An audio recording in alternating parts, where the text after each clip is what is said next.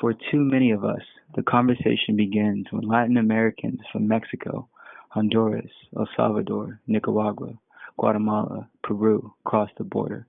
They're swarming in, Americans say. They're taking our jobs, the politicians tell us. Build a wall, tweets the president. But rarely do we stop to think about what it means to give up everything, to leave children, parents, siblings, best friends, to leave behind your language, the streets you grew up playing on, the bakers who supplied your family's celebratory cakes, the architecture that helped shape you. Identity and place are so closely connected that we often speak of the family home as a sort of promised land. The home which babies will grow up in, young adults will leave, and slightly older adults will return to, time and again. It is tied to the soul, and it feeds our connections to each other and the world. People do not leave it with a smile. They leave reluctantly and only under great duress.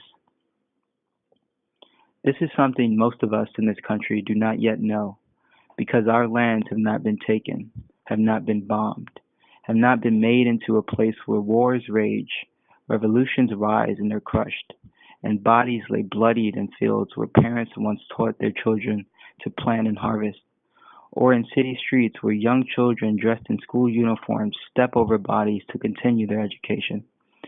Many people who protest the new arrivals have been afforded a safety in this country so thorough that they cannot fathom the fear felt by those across Latin America. Where does this conversation begin? We have to rewind the tape to begin the conversation before the people to our south collected a few belongings and, by whatever means necessary, made their way to the United States.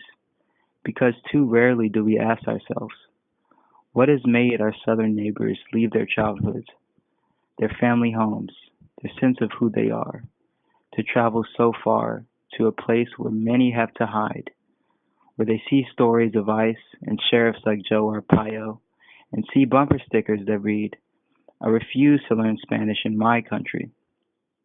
The truth is, we know too little about the CIA staging a secret coup d'etat in 1954 against the democratically elected Guatemalan president, Jacobo Arbenz.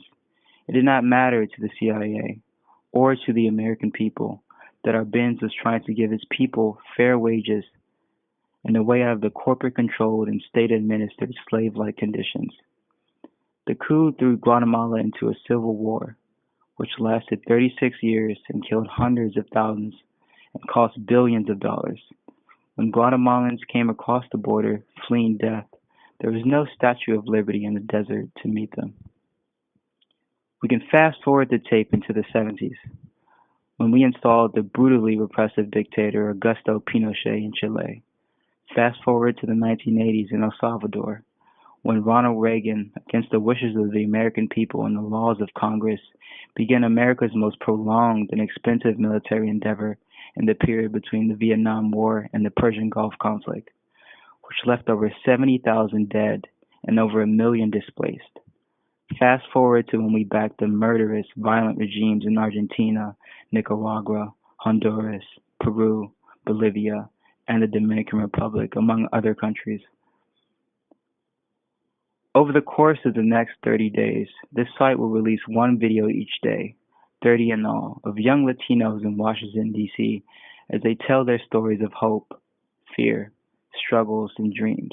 From these stories, we can glimpse what it is to be young and Latino in a country in which a war is being waged all around you to decide your fate, your future, whether you deserve to be here.